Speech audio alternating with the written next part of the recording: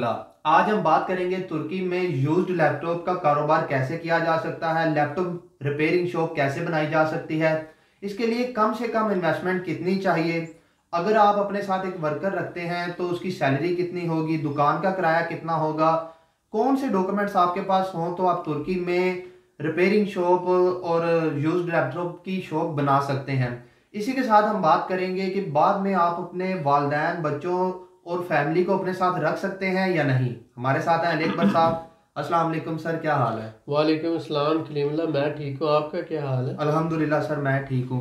Sir आप हमें बताएं कि अगर कोई हमारा भाई तुर्की में लैपटॉप रिपेयरिंग शॉप या यूज्ड लैपटॉप का कारोबार करना चाहता है तो क्या वो कर सकता है या नहीं? जी डेफिनेटली आप सर्विस देना चाह रहे हैं और जी सर। Repairing services. तो आप ये देखें कि जो भी स्किल्ड लोग हैं टर्की के अंदर जब वो आते हैं तो उनके लिए काम के बहुत ज़्यादा चांसेस हैं। बिल्कुल ठीक है सर। आप अगर लैपटॉप रिपेयरिंग जानते हैं, मोबाइल रिपेयरिंग जानते हैं, वॉशिंग मशीन रिपेयरिंग जानते हैं, फ्रिज रिपेयरिंग जानते हैं, इलेक्ट्रिशियन का काम जानते हैं, प्लम्बर का काम जानते हैं, तो आप लोगों के लिए बहुत ज़्यादा स्कोप है। और आप maintenance and repairing service centre बनाकर, आप कंपनी बनाकर ये सर्विसेज दे सकते हैं और बहुत अच्छा मुनाफा कमा सकते हैं। यानी मंथली अगर आप कहें 1 लाख या 2 लाख भी आप आसानी से कमा सकते हैं। कोई बड़ा इशू नहीं है। हो सकता है आप इसको 10 लाख माहाना तक ले जाएं अगर आप वर्कर की क्वांटिटी बढ़ा दें और सर्विसेज आप उसका जो कह लें स्कोप, यानी पूरे शहर में सर्विसेज देना शुरू कर दें। जी सर। क्योंकि इस्तांबुल एक बहुत बड़ा शहर है और आप कुछ एरिया में को अगर कवर करते हैं और पूरे शहर को कवर करते हैं तो that is really very big opportunity. बिल्कुल ठीक है सर। लेकिन जब हम बात करते हैं मोबाइल कंप्यूटर रिपेयरिंग या मोबाइल रिपेयरिंग के हवाले से, तो कंप्यूटर रिपेयरिंग का बहुत ज़्यादा स्कोप है। क्योंकि जो लैपटॉप्स हैं आपको पता है ये पूरी दुनिया में हर जगह यूज़ होते हैं। और टर्की में जो है ज़्यादातर बिजनेसमैन जो है वो लैपटॉप यूज़ करते हैं। ऑफिसेज के अंदर तो डेस्कटॉप यूज़ हो जाता है लेकिन ज़्यादातर हर बंदे की ज़रूरत है लैपटॉप। तो अगर आप लैपटॉप रिपेयरिंग का काम करते हैं और आप इसमें एक्सपर्ट हैं तो आपका बहुत बड़ा स्कोप है टर्की के अंदर। उसके साथ साथ आप यूज्ड लैपटॉप दुबई से या कनाडा, अमेरिका से मंगवा कर आप वो भी साथ सेल कर सकते हैं। उनकी सेल दुकान पे भी हो सकती है और ऑनलाइन जो है साइट के ऊपर वो भी आप सेल कर सकते हैं। बहुत सी ऐसी साइट्स हैं जो फ्री में आप ऐड लगा सकते हैं, पिक्चर लगाएं, प्राइस लगाएं और फ्री में अपना मोबाइल नंबर दें। लोग आपसे कांटेक्ट करके आपकी शॉप पर आकर आपसे लेके चले जाएंगे। आपको डिलीवरी करने की ज़रूरत नहीं होगी। तो बात ये है कि ये एक ऐसा बिज़नेस है जो बहुत यूज़फुल है। इसमें सर्विस प्लस सेल है। तो आप इस बात को समझें कि ऐसा कोई भी बिज़नेस जिसमें आप सर्विस दे रहे होते हैं आप बहुत अच्छी कमाई कर रहे होते हैं। अब ये बिज़नेस कर कैसे सकते हैं? इसके दो तरीके हैं। एक तरीका तो ये है कि आप टर्की आते ही अपनी कंपनी रजिस्टर्ड करवाते हैं। उसमें 1 लाख टर्किश लीरे वाली कंपनी रजिस्टर्ड करवाई आपने और आपने उसमें 5 वर्कर रखे, एक और शॉप ली और उस पर आपने रेंट एग्रीमेंट किया। और इसका तकरीबन पूरा सेटअप बनाने का, शॉप लेने का, 5 वर्कर रखने का, अकाउंटेंट रखने का, लॉयर से सर्विसेज लेने का, और 1 लाख टर्किश लीरा जो तकरीबन $16,000 बनता है उसके कैपिटल की कंपनी बनाने का, ये पूरा सेटअप बनाने का 9 से 10 हज़ार डॉलर खर्चा है। एक तो ये रास्ता है। दूसरा रास्ता ये है कि आप टूरिस्टिक रेजिडेंस परमिट लेते हैं जो 250-300 डॉलर में मिल जाती है और आप 25,000 टर्किश लीरे वाली प्राइवेट लिमिटेड कंपनी बनाते हैं। कैपिटल आपको $1,600 बनता है, ये 25,000 टर्किश लीरा, तो 400-500 डॉलर आप यानी 25% आप बैंक में पे करते हैं, यानी बैंक में डिपॉजिट करवाते हैं अकाउंट में, अपने ही अकाउंट में, जो बाद में आप यूज़ कर सकते हैं।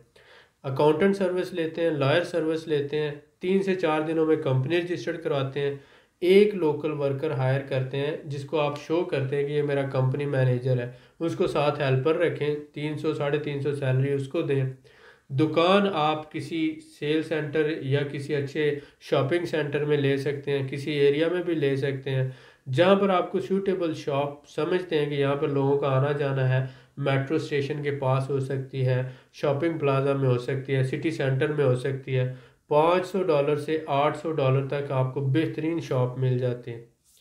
अब आपने देखना है कि ये शॉप साइज़ के हिसाब से, मेरे काम के हिसाब से मुनासिब है। तो वो अगर शॉपिंग सेंटर में लें तो 300-350 में मिल जाती है, लेकिन जहाँ पर टूरिस्ट एरिया है या जहाँ पर जो बहुत ज़्यादा सिटी सेंटर है, मेट्रो के पास है, वहाँ थोड़ी महंगी होगी। अब ये सारी चीज़ें आपने कंसिडर कर ली, तो इसमें सारा आपने टूरिस्टिक रेजिडेंस ली, कंपनी रजिस्टर्ड करवाई, आपने एक वर्कर रखा, शॉप ली, सारा जो सेटअप आपका ये 4-5 चीज़ों का $2000 में, $2200 में आपका ये सारा सेटअप बन जाता है। अब इसके बाद टूल्स हैं जो रिक्वायर्ड हैं, अगर आप पाकिस्तान से लेकर आएँ तो ठीक है, नहीं लेके आए तो आपने रिपेयरिंग के लिए टूल्स लेने हैं, अपना सेटअप आपने तैयार करना है जिस पे आपने रिपेयरिंग लैब जिसको कहा जाता है, उसके अलावा आपने जो है इंटरनल उसकी सेटिंग करनी है, जो यूज्ड लैपटॉप आपने ख़रीदने हैं, डालने हैं, कोई 20-25 और इस तरह का आपने पूरा सेटअप बनाना है, तो उसकी कोई 2000, 3000 या $4000 उसका ख़र्चा हो सकता है। तो आप ये समझ लें कि 5 से 7 हज़ार डॉलर में आपने एक शॉप तैयार कर ली जो रिपेयरिंग सर्विसेज भी दे रहा है और साथ में यूज्ड लैपटॉप की सेल और परचेज भी कर रहा है। तो एक वर्कर भी आपने रख लिया, तो इस तरह से आप ये काम शुरू कर सकते हैं।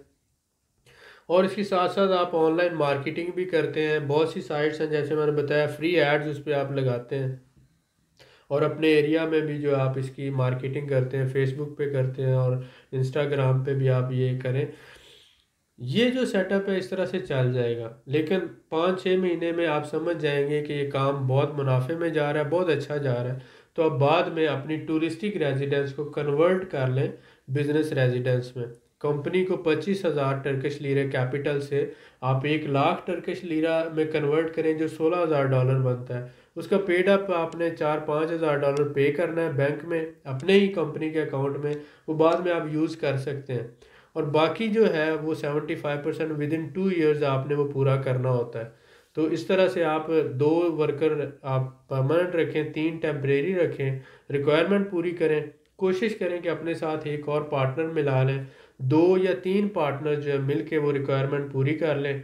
9-10 हज़ार डॉलर पूरे सेटअप में वो रिक्वायरमेंट पूरी हो जाएगी, और उसमें 3 बंदों को बिजनेस वीज़ा मिल जाएगा, आपको भी और आपके पार्टनर्स को भी।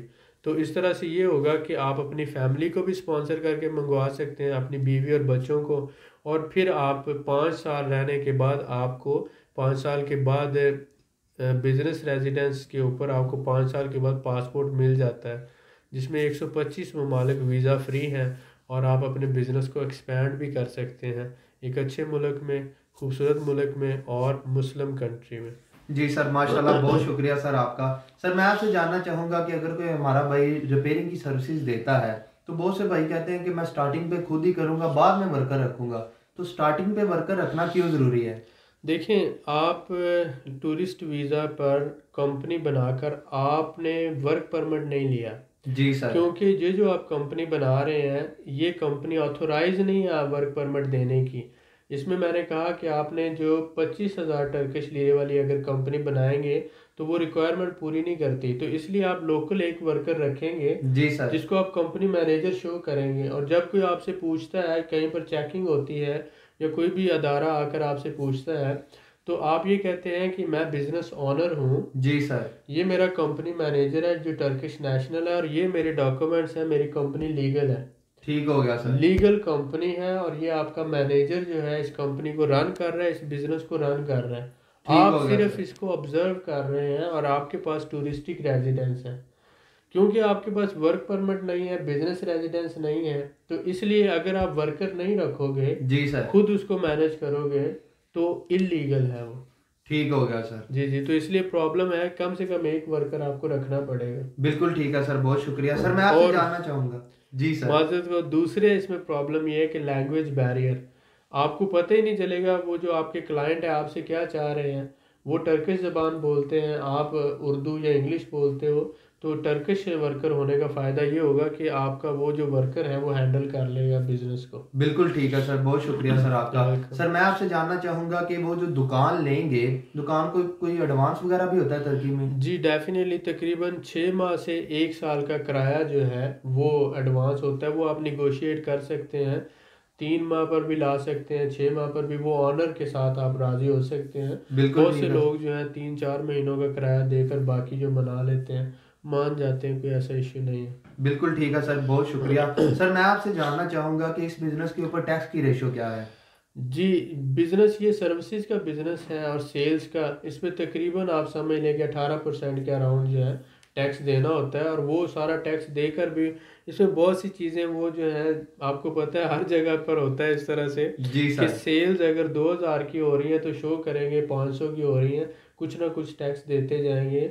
100% हर चीज़ के ऊपर टैक्स नहीं होता, तो वो फिर इस तरह से वो अकाउंटेंट मैनेज कर लेता है। अगर आपकी 1 लाख की सेल हुई है तो शो करेगा 40,000 की हुई है और 40,000 पर आप टैक्स दे रहे हैं, तो वो फिर सारी चीज़ें मैनेजेबल होती हैं। बिजनेस जहाँ पर भी होते हैं वहाँ पर ये थोड़े बहुत मामलात करना होते हैं, और करते हैं, सारी दुनिया करती है। जी सर, बिल्कुल ऐसा ही है। सर मैं आपसे एक सवाल जाना पूछना चाहूँगा कि जो हमारे भाई हैं उनको तो ज़ुबान आती नहीं है, तो रिपेयरिंग सर्विसेज में ज़ुबान का बड़ा मसला है। अगर वो वर्कर रखते हैं तो वर्कर कैसे उनको समझाएगा कि इस लैपटॉप में ये मसला है? तो आप हमें बताएं कि हमारे भाइयों को जल्द से जल्द ज़ुबान कैसे सीखना चाहिए और क्यों ज़रूरी है? देखिए, आप जब जाते हैं टर्की में तो टर्किश लैंग्वेज आना आपके लिए ज़रूरी है। जी सर। आप किसी भी एकेडमी में, ट्रेनिंग सेंटर में दाखला ले लें और रोज़ाना 1 से 1.5 घंटा आप जाएं और जी सर। जाके आप वहाँ पर जो है ना ये ज़बान सीखें। ठीक हो गया सर। शुरू में ये है कि प्रॉब्लम्स आएंगी, आपको 3-4 महीनों में ज़बान सीख जाएंगे। जी सर। लेकिन अब आपको ये है कि बहुत सी ट्रांसलेटर जो है वो ऐप्स भी आ गए हैं।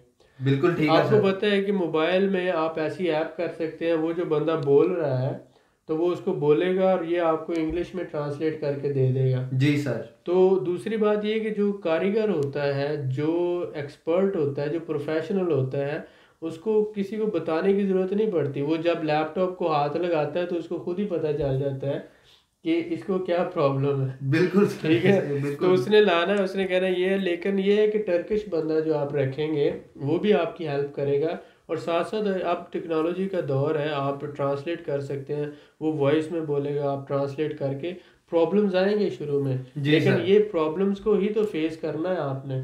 बिल्कुल कोई सर। भी ऐसा मतलब इतना आसान तो नहीं है कि आप, बहुत से लोग ये समझ लें कि बस वहाँ दूध की नहरें बह रही हैं, वहाँ शहद की नहरें बह रही हैं। जी सर। मैं ये कहता हूँ कि पहली प्रायोरिटी तो आपका अपना मुल्क होता है। आप अपने मुल्क में कोशिश करें और वहाँ पर कामयाब हों। लेकिन देखिए, आपके अपने मुल्क में आपको कोई लीगल इशू नहीं है, आपको कोई वीज़े का इशू नहीं है, आपके दोस्त, आपके रिश्तेदार आपको सपोर्ट कर रहे हैं, लैंग्वेज का इशू नहीं है, ये सारे प्रॉब्लम्स नहीं हैं।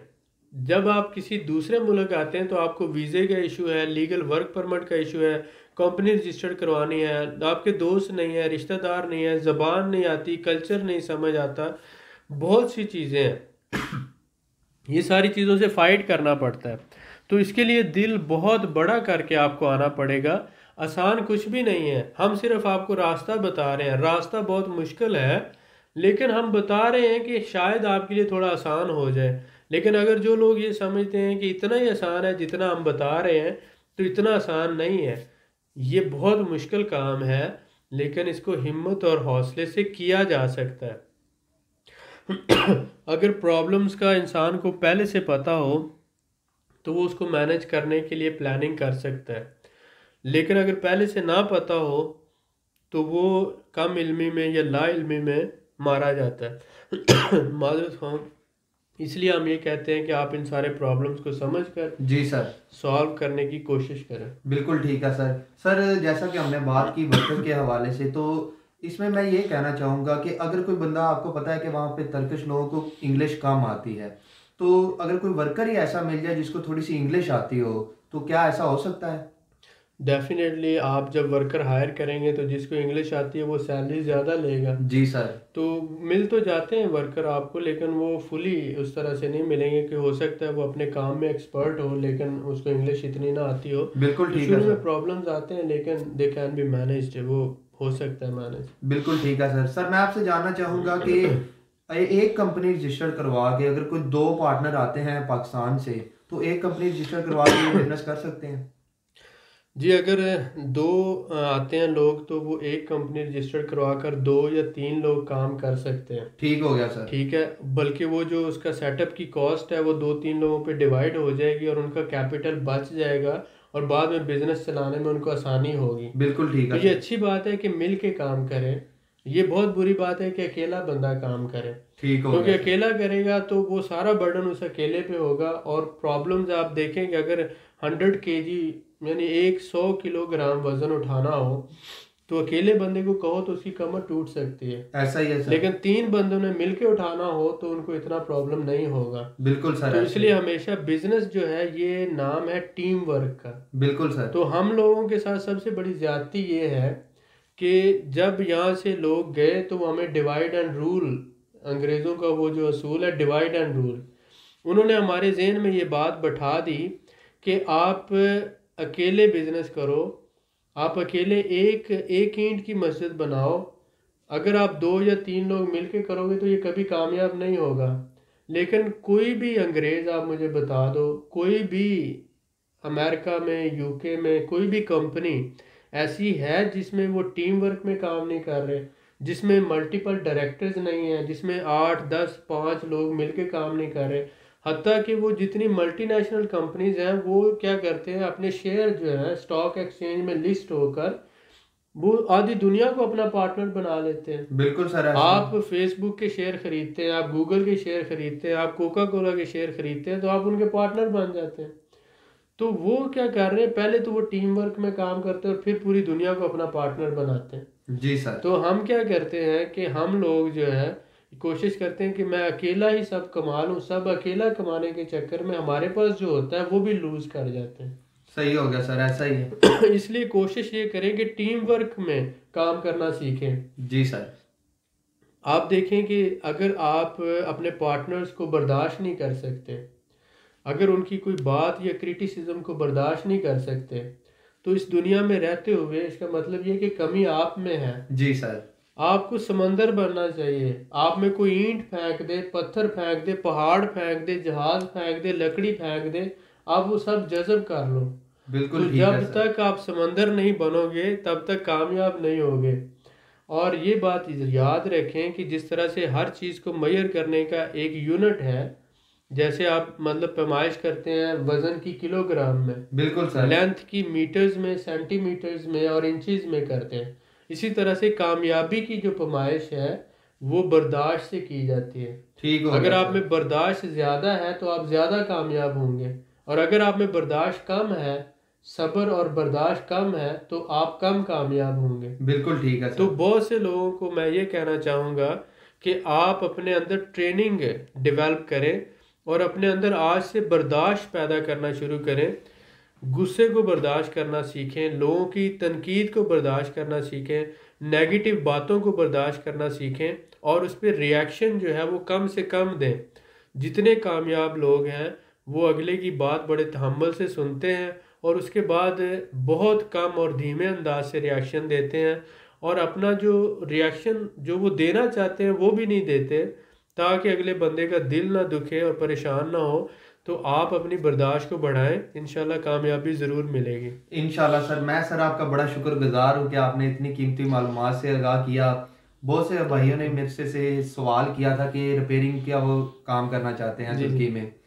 मजीद मालूमात के लिए हमारे चैनल को सब्सक्राइब करें, वीडियो को लाइक करें और शेयर करें, बेल आइकन को ज़रूर प्रेस करें ताकि अगली वीडियो आपको मिल सके। अल्लाह हाफिज़।